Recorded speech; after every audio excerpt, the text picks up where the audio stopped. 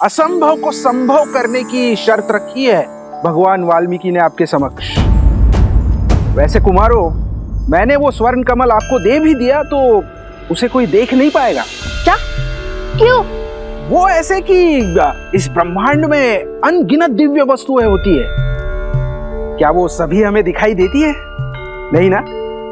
ठीक उसी प्रकार आप जानते हैं, एक काल था जब ये द्वार सभी को दिखाई देते थे। वो समय था सत्ययुग। तब देव और मनुष्य वार्तालाप करते थे, किंतु आज की स्थिति में केवल मंत्रोच्चारण के पश्चात ही ये द्वार सामने आते हैं, जैसे आपके सामने आए। उसके पश्चात द्वापर युग में ये आलोकपुरी के द्वार पूर्ण रूप से अदृश्य हो जाएंगे और केवल सत्कर्म करने वाले व्यक्ति ही इस द्वार से भीतर आ पाएंगे, वो भी मृत्यु के पश्चात। और कलयुग में तो कोई भीतर आ भी नहीं पाएगा, मृत्यु के पश्चात भी नहीं। हाँ, केवल श्री विष्णु जी के या उनके अवतारों की पूजा करने वाले भक्त भीतर आ सकते हैं।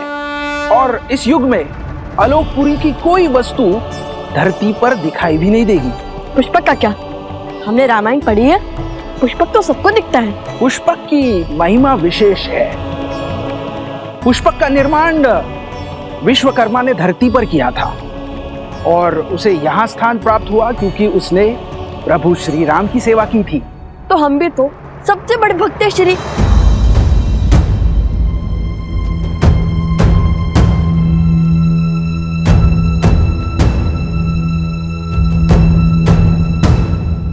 देखिए, हमें स्वर्ण कमल दे दीजिए।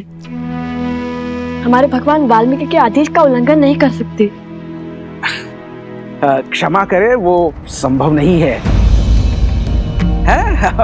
मेरी बात मानिए कुमारो, आप आश्रम लौट जाइए और अपना जीवन तपस्या में लगाइए।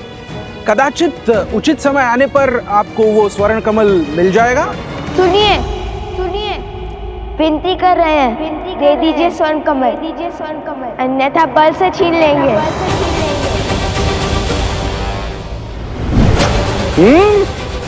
अब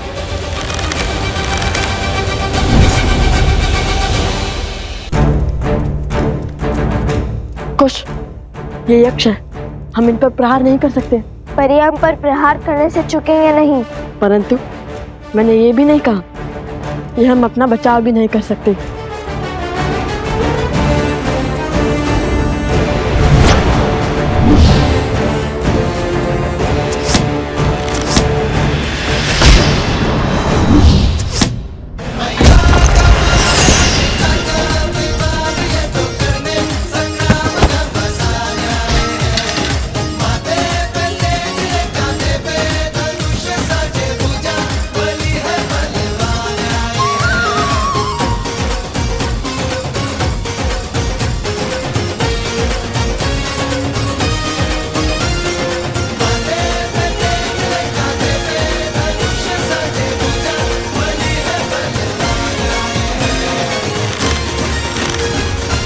शांत हो जाइए।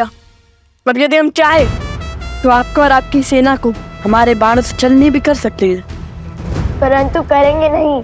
हमें स्वर्ण कमल दे दीजिए और ये अध्याय यही समाप्त कीजिए। इतनी शीघ्रता क्या है?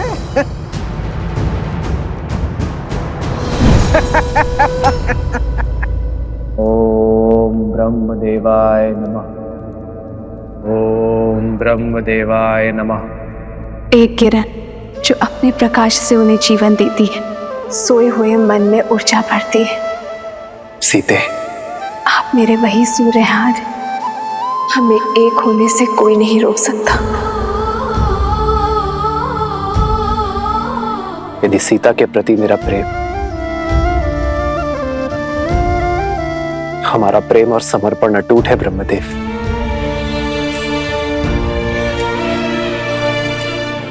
तो सीता की ये प्रतिमा जो मेरे लिए जीवंत है, संसार के लिए भी उसे प्राणमान कर दीजिए ब्रह्मदेव।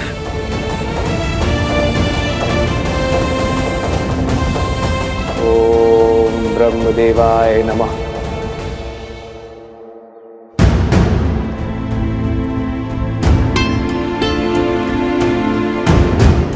क्या हुआ वन देवी, कुछ चिंतित लग रही हैं आप। मन विचलित था तो सोचा ऋषि भारद्वाज से मिल लो, किंतु गुरु माँ वो ना तो अपने कुटीर में है और ना ही ध्यान क्षेत्र में। ऋषि भारद्वाज अपने आश्रम में है, ब्रह्मदेव जयंती की सज्जा का अवलोकन कर रहे हैं। वो हर वर्ष भव्य पूजा करते हैं ब्रह्मांड के सृजनकर्ता को प्रसन्न करने के लिए। अभी कुछ समय में लौट आएंगे। यदि ऐसा है तो गुरु माँ मुझे आज्ञा दीजिए, मैं जाके उनका मंदिर स्वच्छ कर देती हूँ। किसी कार्य में व्यस्त रहूंगी तो मन भी विचलित नहीं होगा। क्यों नहीं पुत्री, तुम्हारी श्रद्धा के दीप से पूरा आश्रम जगमगाएगा।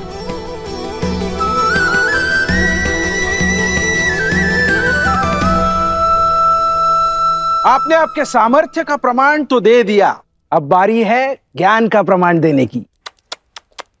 बड़े हट्टी हैं आप यक्षराज।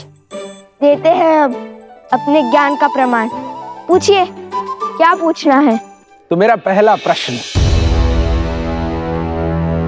वो कौन सी अनमोल वस्तु है जो व्यक्ति दूसरे को दे भी सकता है और देने के पश्चात वो वस्तु उसके पास रह भी जाती है?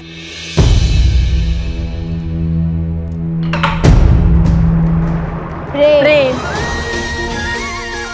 प्रेम बांटने से घटता नहीं है, कभी कभी दुगना लौट कर भी आता है। अति उत्तम। अब दूसरा प्रश्न, साहसी व्यक्ति के लिए सबसे कठिन कार्य कौन सा होता है? कर्म करना या कर्म से बचना? कभी कभी पग पीछे धरने से अधिक साहसी कुछ नहीं होता। कई परिस्थितियों में हमें अपने अभिमान का बलिदान देना होता है, कर्म करने से बचना पड़ता है, जैसे श्री राम ने किया था।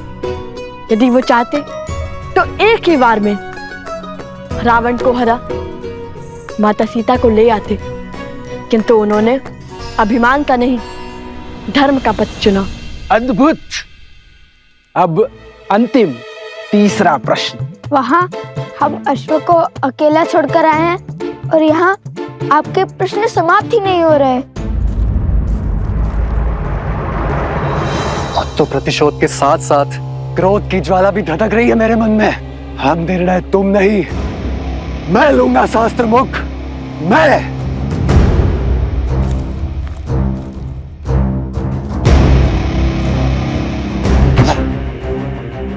इतने वर्षों में कुछ भी नहीं कर पाया वो शास्त्र मुख रावण, और तो और अपने ही पुत्रों के प्राण लील गया।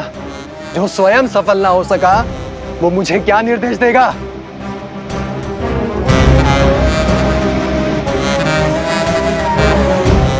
शीघ्र पूछिए ना, हमारे पास अधिक समय नहीं है। हाँ हाँ, इतनी शीघ्रता क्यों है?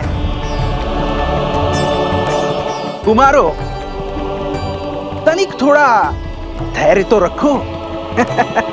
अब तीसरा और अंतिम प्रश्न, बताइए, दुख, कष्ट, पीड़ा व्यक्ति को क्यों होती है?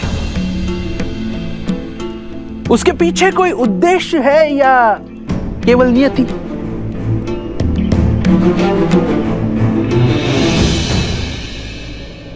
जिस प्रकार अग्नि इस बाती को जलाती है, किंतु इतना कष्ट सहने के बाद भी बाती अग्नि का साथ नहीं छोड़ती, उसी प्रकार श्रद्धा हृदय को पीड़ा तो दे सकती है, किंतु इसका अर्थ ये नहीं है कि तुम श्रद्धा का ही त्याग कर दो। पीड़ा, ये पीड़ा ही तो है जो आत्मा को ज्ञान का प्रकाश देती है। पीड़ा हमारे जीवन को साकार करती है, पीड़ा हमारे चरित्र को आकार देती है, कठिनाइयाँ और संघर्ष हमारे शिक्षक हैं। पीड़ा व्यक्ति के व्यक्तित्व को प्रकाशित करती है। ठीक उसी प्रकार जिस प्रकार बाती स्वयं जलकर अंधेरे कक्ष को जगमग करती है।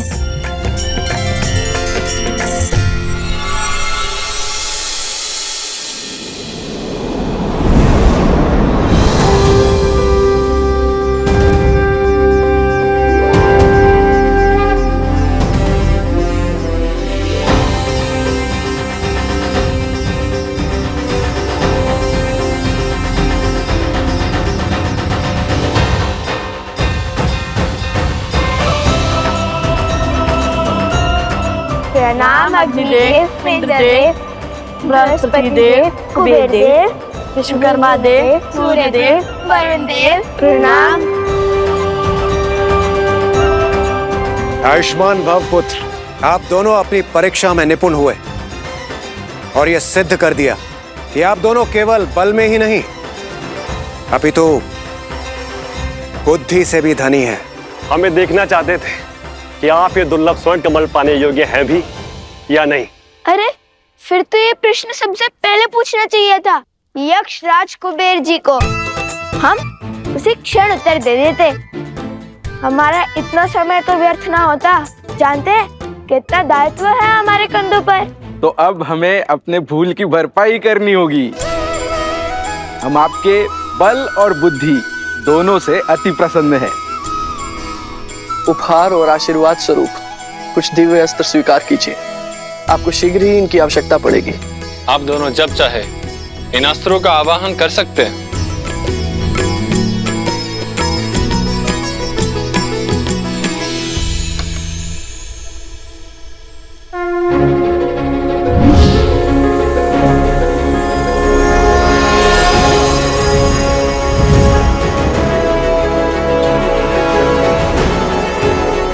मेरी ओर से मेघस्त्र और जलस्त्र स्वीकार करें। मेरी ओर से ये आयुधास्त्र स्वीकार कीजिए।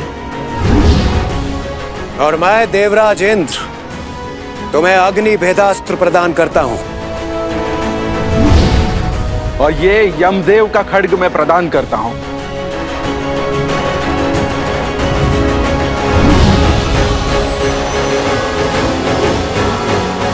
धन्यवाद देवतागण। हम आप सबको वचन देते हैं कि हम इन दिव्यास्त्रों का सदुपयोग ही करेंगे। और अब मेरी ओर से यह स्वर्ण कमल स्वीकार करें।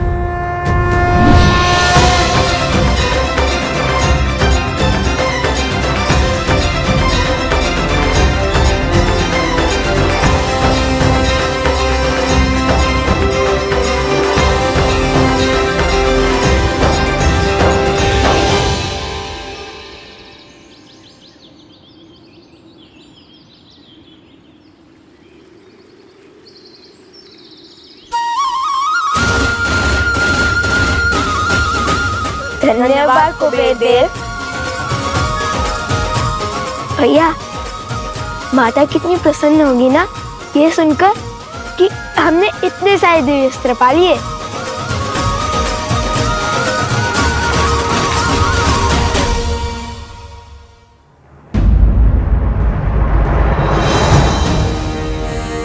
अरे शत्रुघ्न महाराज तो यहीं खड़े।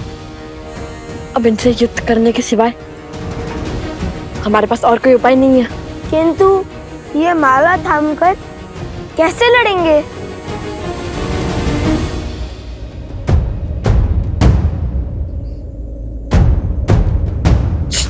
धीरे बोलो।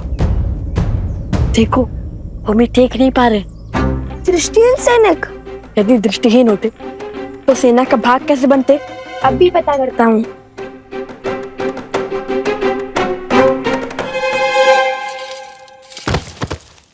कौन है वहां? तुम्हारा काल।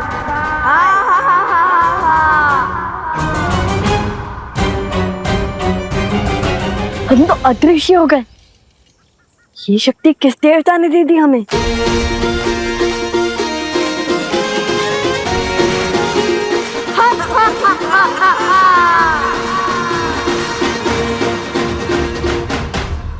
अयोध्या के सैनिकों को कायरता शोभा नहीं देती। माया का प्रयोग कर रहे हैं वो। अधिक देर तक नहीं बचेंगे वो। खोजिए उन्हें। यहीं कहीं छुपे होंगे वो।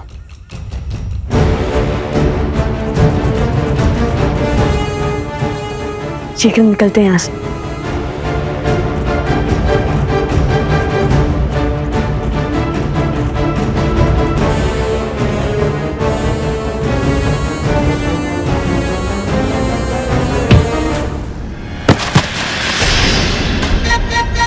कौन है? कौन है वो?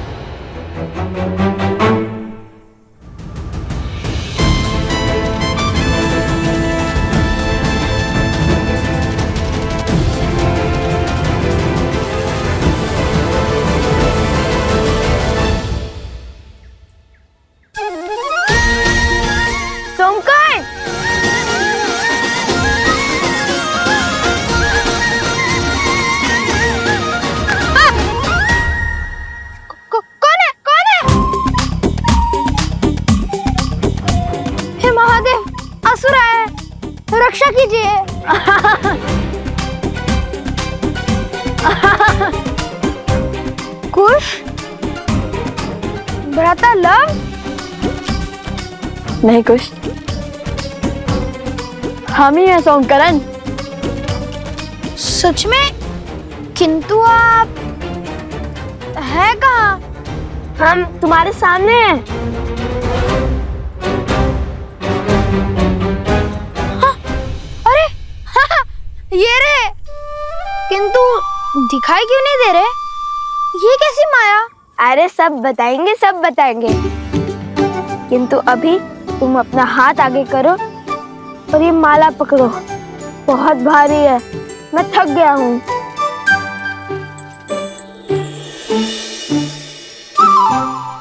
अरे सोमकर्ण, तुम तो अदृश्य हो गए और तुम दिखाई देने लगे। ये कैसे हुआ? अर्थात ये कोई दिव्य शक्ति नहीं, इस दिव्य स्वर्ण कमल की माया है। अरे लाओ लाओ सोमकर्ण, बस अब हो गया। अब मेरी थकान दूर हो गई।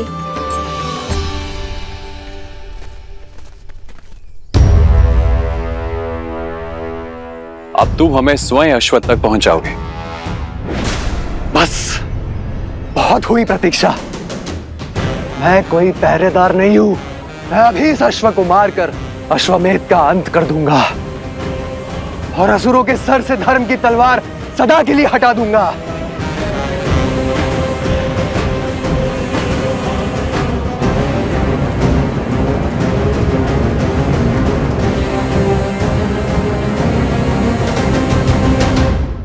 अब चलो, शीघ्र चलते हैं। अश्व हमारी प्रतीक्षा कर रहा होगा। हाँ ठीक है भैया, चलिए चलते हैं। हम ये माला अश्व को पहना देंगे, किंतु माता को नहीं देंगे। यदि माता दृश्य हो गई तो? यदि वो मेरी दृष्टि से एक क्षण के लिए भी ओझल हो गई तो मैं विचलित हो जाऊंगा।